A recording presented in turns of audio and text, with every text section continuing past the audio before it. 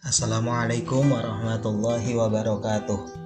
Alhamdulillahirabbil alamin. Alhamdulillahilladzi allafa baina qulubina fa asbahna bi ni'matihi ikhwana. Allahumma shalli ala sayyidina Muhammad wa ala alihi wa sahbihi ajma'in. Segala puji bagi Allah yang telah memberikan kita begitu banyak nikmat. Nikmat iman, nikmat Islam, nikmat kesehatan, dan nikmat yang paling penting saat ini adalah nikmat yang Allah berikan kepada kita, yaitu nikmat waktu untuk mencicipi hidangan Ramadan tahun ini.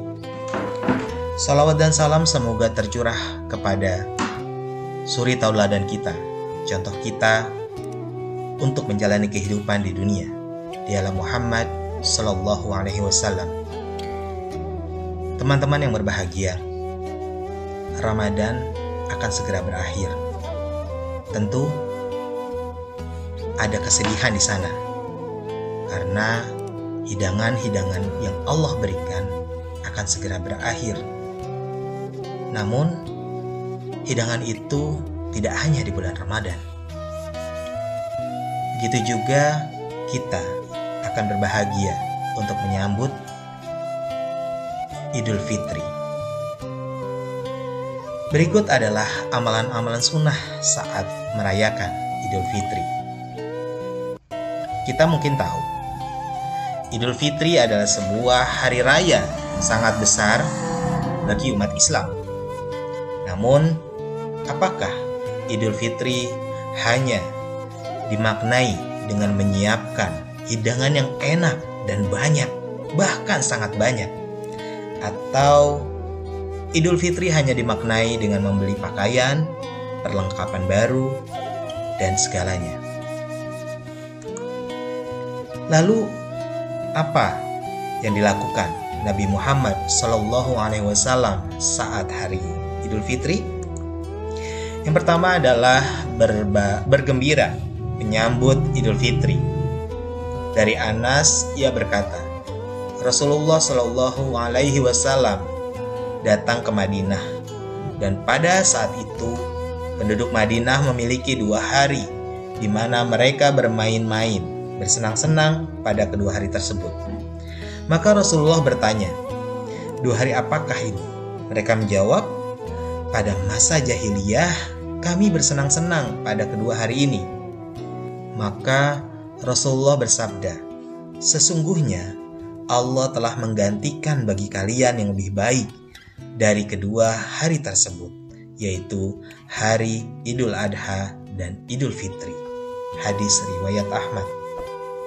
Teman-teman yang berbahagia, adalah sebuah kewajaran, bahkan keharusan bagi umat Islam untuk menyambut Idul Fitri dengan gembira, seperti pada hadis riwayat Ahmad ini. Yang kedua adalah mandi sebagaimana mandi junub atau mandi besar ketika hari raya. Pada hari ini, umat Islam dianjurkan untuk mandi agar bersih dan suci. Hadis riwayat Al-Baihaqi dari Ali bin Abi Thalib radhiyallahu anhu. Seseorang pernah bertanya pada Ali mengenai mandi.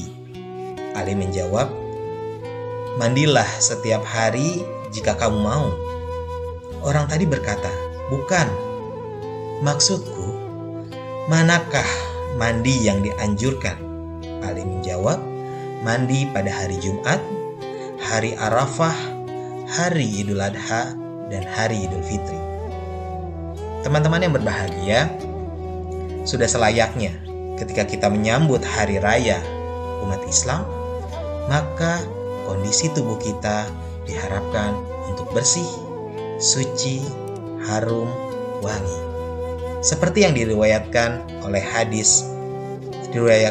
Ali pada hadis riwayat Al-Baihaqi. Yang selanjutnya adalah makan sebelum melaksanakan sholat Idul Fitri. Hadis riwayat Bukhari dari Anas, dia berkata, dahulu Nabi Shallallahu Alaihi Wasallam tidak keluar pada pagi hari Idul Fitri sampai beliau memakan beberapa kurma, dan beliau memakannya dalam jumlah ganjil. Teman-teman yang berbahagia, hari Idul Fitri adalah hari di mana puasa sudah tidak diwajibkan, bahkan haram untuk berpuasa. Oleh karena itu, menandainya dengan cara memakan kurma. Selayaknya sebagai umat Islam, kita dapat mengikuti sunnah yang dilakukan oleh Nabi Muhammad, yaitu makan sebelum melaksanakan Idul Fitri, sholat Idul Fitri. Yang selanjutnya adalah tentu sholat Idul Fitri. Hadis yang diriwayatkan oleh Aisyah, ia berkata, Rasulullah Shallallahu Alaihi Wasallam dahulu bertakbir pada hari Idul Fitri dan Idul Adha. Pada rakaat pertama 7 kali takbir, dan pada rakaat kedua 5 kali takbir. Hadis riwayat Abu Daud. Teman-teman yang berbahagia, tentu kita sudah sangat familiar bahwa ketika Idul Fitri kita disunahkan untuk sholat sebagai salah satu bentuk syukur kita kepada Allah dan mensyiarkan nilai-nilai Islam. Yang selanjutnya adalah takbiran pada hari raya Idul Fitri. Hadis Abdullah bin Umar, ia berkata, sesungguhnya Rasulullah dahulu keluar dari rumahnya pada 2 hari raya.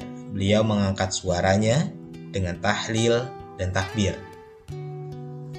Abi Syaibah meriwayatkan bahwa Nabi Muhammad SAW keluar rumah menuju lapangan. Kemudian beliau bertakbir hingga tiba di lapangan. Beliau tetap bertakbir sampai sholat selesai. Setelah selesai sholat, beliau menghentikan takbir. Takbir merupakan sebuah pengagungan umat Islam kepada Allah Subhanahu wa Ta'ala. Dan pada saat hari raya, takbir diharapkan tetap dilakukan sebagai bentuk pengagungan dan rasa syukur kita kepada Allah Subhanahu wa Ta'ala. Selanjutnya adalah berangkat dan pulang melalui jalan yang berbeda. Mengapa demikian? Karena hadis Jabir radhiyallahu anhu, dia berkata, dahulu pada hari raya Rasulullah jalan melalui jalan yang berbeda untuk pergi dan pulangnya, agar Rasulullah mengenal, tahu, bersilaturahim dengan orang-orang yang berbeda, berangkat dengan orang yang berbeda dan pulang dengan orang yang berbeda. Begitu agungnya akhlak beliau, sampai beliau mencari cara bagaimana ia bertemu dengan saudara-saudaranya, dengan teman-temannya, dengan sahabat-sahabatnya, dengan tetangga-tetangganya untuk merayakan Idul Fitri dan saling bersilaturahim. Selanjutnya adalah mengucapkan selamat kepada kaum muslimin. Dari Jubair bin Nufair, ia berkata bahwa jika para sahabat Rasulullah berjumpa pada hari Id, yaitu Idul Fitri atau Idul Adha, satu sama lain saling mengucapkan taqabbalallahu minna wa minkum. Taqabbalallahu minna wa minka. Semoga Allah menerima amalku dan amal kalian.